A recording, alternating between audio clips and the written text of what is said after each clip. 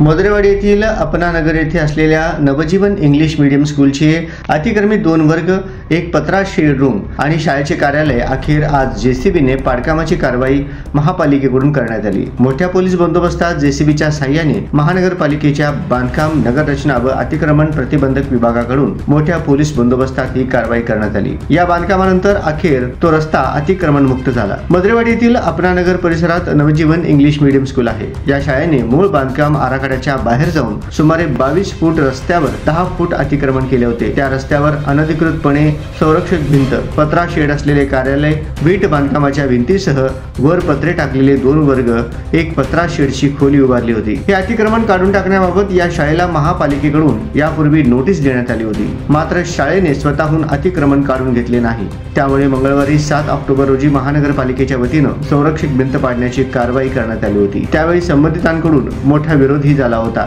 दरम्यान शाळेने केलेले इतर अतिक्रमण काढून टाकण्यास महापालिकेकडून शाळेला 2 दिवसांची मुदत देण्यात आली होती। या मुदतीत अतिक्रमण न काढल्यास महापालिकेकडून कारवाई करण्यात येईल अशी सूचना देण्यात आली आहे। अखेर त्यानंतर शनिवारी महापालिकेच्या पथकाने पुन्हा कारवाई केली। महापालिका अतिक्रमण प्रतिबंधक विभागाचे नियंत्रण अधिकारी तपन ढंके, या विभागाचे अधीक्षक हेमंत कुमार डोंगरे आणि बांधकाम विभागाचे उपअभियंता नीलकंठ मठपती यांच्या मार्गदर्शनाखाली ही कारवाई पूर्ण करण्यात आली। यावेळी महापालिका अतिक्रमण प्रतिबंधक विभागाचे प्रमुख हेमंत कुमार डोंगरे, कनिष्ठ अभियंता सुफियान पठाण, इर्शाद जरतार, कनिष्ठ अभियंता प्रमोद गोविंदवार, गणेश काकडे, सलमान शेख आदी उपस्थित होते।